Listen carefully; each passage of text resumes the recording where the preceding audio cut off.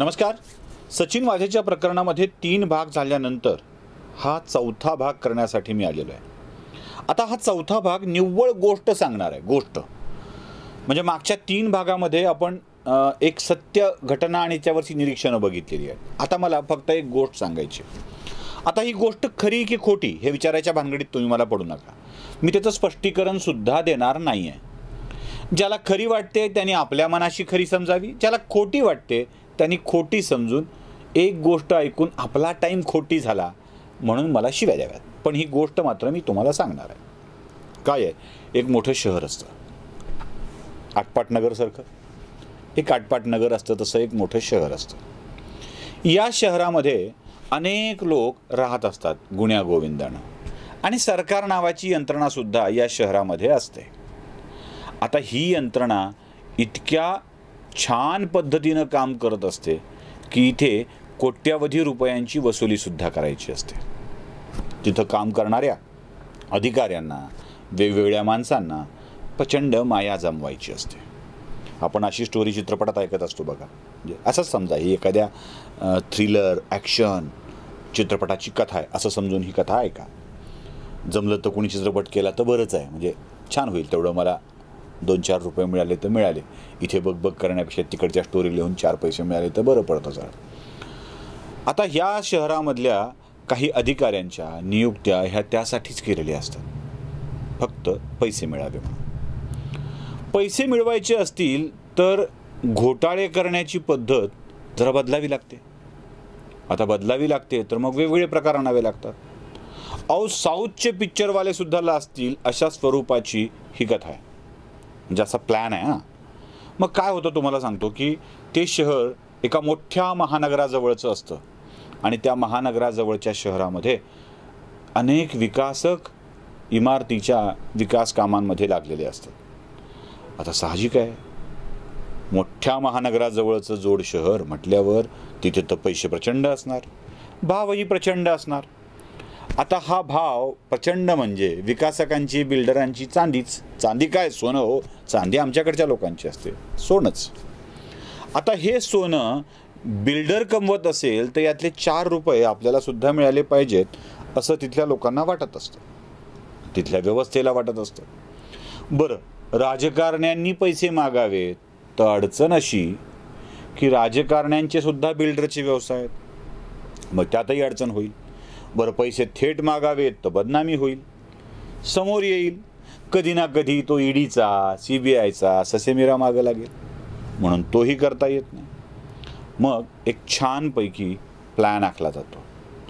आपल्याला हवा तसा एक अधिकारी तिथे नियुक्त केला जातो आणि मग तो अधिकारी तिथल्या काही लोकांना मिळून सैतान अँड कंपनी स्थापन करतो.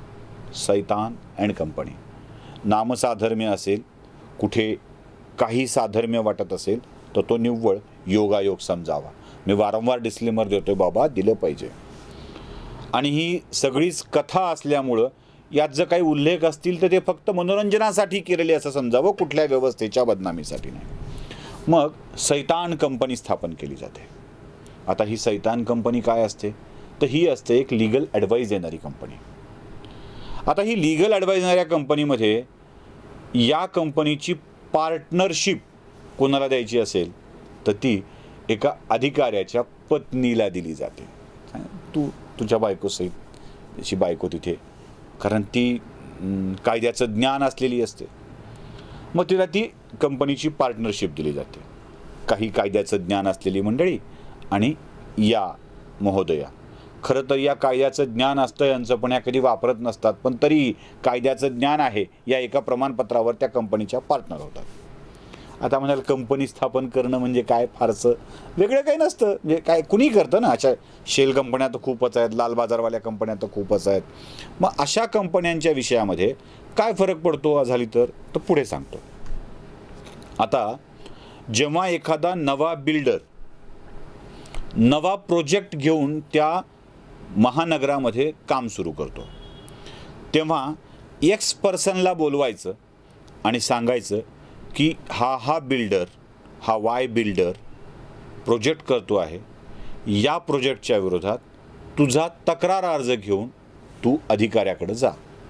मग हा एक्स माणूस ज्या अधिकाऱ्याची पत्नी त्या कंपनीची पार्टनर आहे त्या अधिकाऱ्याकडे जातो आणि सरळ एक अर्ज देतो की वाय नावाचा बिल्डर अशी अशी काम करतो आहे, तिथे इमारत उभी करतो आहे, ही कंपनी टाकतो आहे, त्याच्याविषयी माझ्या या तक्रारी आहेत आणि या फौजदारी गुन्हा आहे. मग हा अधिकारी उठतो, आदेश देतो, त्या वाय नावाच्या बिल्डरला पकडून आणलं जातं आणि तुरुंगात टाकलं जातं. FIR दाखल होतो, अटक होते.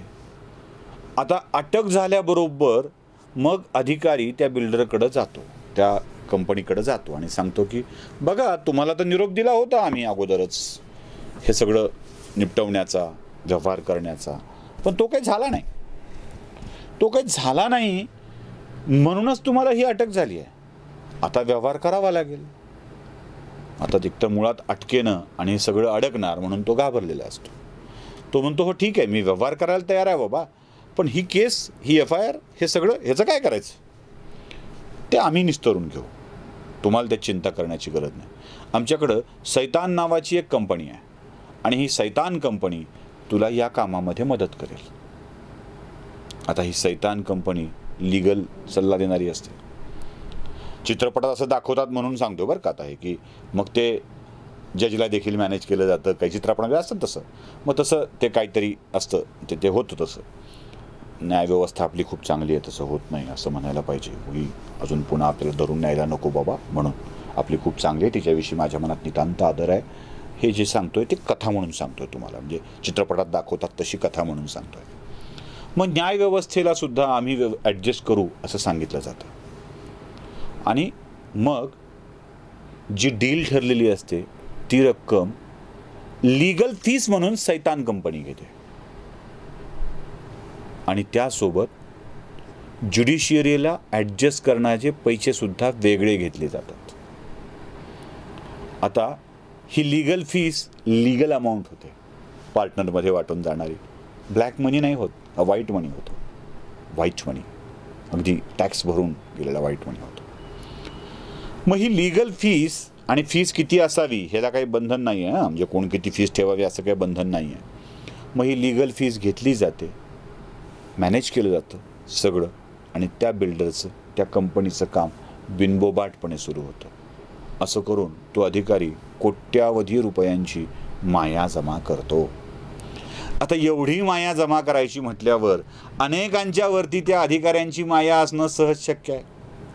मग कधी कोणत्या माणसाला कोणत्या गुन्ह्यातून मुक्त कर, कधी कुणाला कुणाच्या सांगण्यावरून कोणत्या गुन्ह्यात अटक कर, कधी कुणासाठी वसुली कर, अशी वीरतेची कामं परमश्रद्धेनं हा अधिकारी करत जातो.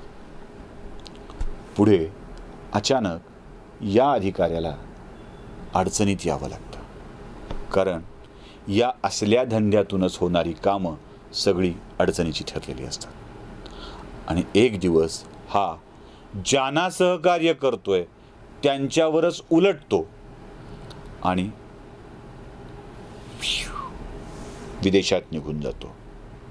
8 नंबरचं गेट, एक फ्लाईट, दुसरा देश, दुसऱ्या देशातून तिसरा देश. आता वेगवेगळ्या देशाची नावं चित्रपटात सांगतात. कुणी पटायाला जातं, कुणी कुठं जातं, कुणी कुठं जातं. आपण हंगेरी म्हणून सांगून टाकूया. एक देश धरला पाहिजे ना कुठला तरी. तो नेपाळ मार्गे गेला म्हणजे सिंगापूर मार्गे गेला असं म्हणू, आणि तो हंगेरीत गेला, कारण हंगेरीत प्रत्यार्पण होत नाही, करार नाही आहेत तसे. हंगेरीत पोचला असं आपण म्हणूया, आणि तो हंगेरीत जाऊन पोचतो.